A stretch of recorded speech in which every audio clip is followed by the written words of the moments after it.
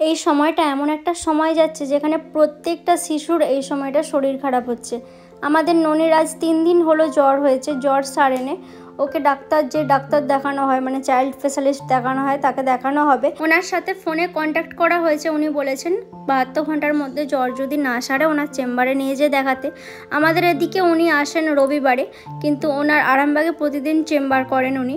ওনার কাছে আরামবাগে নিয়ে যাওয়া হবে। আর এই যে ভিডিওটা দেখছো তোমরা, এটা কিন্তু 2 দিন আগের, যেদিন ননির জ্বর এসেছিলো তার পরের দিন আমাদের সামনাসামনি একটা ডাক্তারবাবুকে ডেকে এনে চেক আপ করানো হয়েছিল। আর আমার বড় চলে এসছে। সেদিন সকালে একটু বানিয়েছিলাম পাস্তা, আর পাস্তা খেতে তো আমরা সবাই মোটামুটি ভালোবাসি, মানে আমি, বৌদি আর আমার বর 3 জনেই ভালোবাসি। ওকে টিফিনে দিয়ে দিয়েছিলাম, ও নিয়ে চলে গিয়েছে।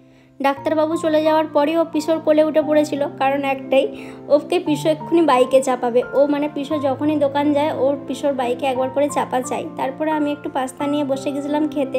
পাস্তাটা এবারে একটু অন্যভাবে বানিয়েছিলাম, মানে যেইভাবে চাউমিন বানানো হয় সেইভাবেই বানিয়েছিলাম, তবে ডিম দিয়ে নয়, ডিম ছাড়াই বানিয়েছিলাম। পাস্তাটা খেতে মোটামুটি ভালোই হয়েছিল।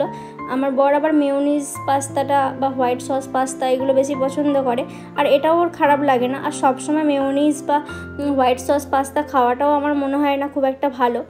ভিডিও ক্লিপগুলো আগেই নেওয়া হয়েছে, কিন্তু এডিট করা হয়নি, মানে এডিট করার সময় হয় না এমনটা না, এডিট করা হয়ে ওঠে না, কারণ 2 দিন ধরে আমার একটু স্ট্রেস যাচ্ছিলো।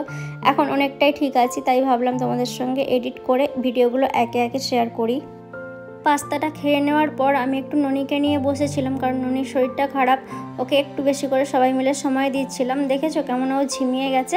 ওকে নিয়ে বাইরেটায় একটু বসেছিলাম। বাইরেটায় বসে থাকলে এত পরিমাণ সাইকেল বাইক যায়, ও যেগুলো দেখতে কিন্তু খুবই ভালোবাসে। ভিডিওটা কেমন লাগলো অবশ্যই কিন্তু কমেন্ট করে জানিও। আর যারা ফেসবুক থেকে দেখছো অবশ্যই ফলো করে দিও, যারা ইউটিউব থেকে দেখছো চ্যানেলটা সাবস্ক্রাইব করে দিয়ে পাশে থেকো। টাটা।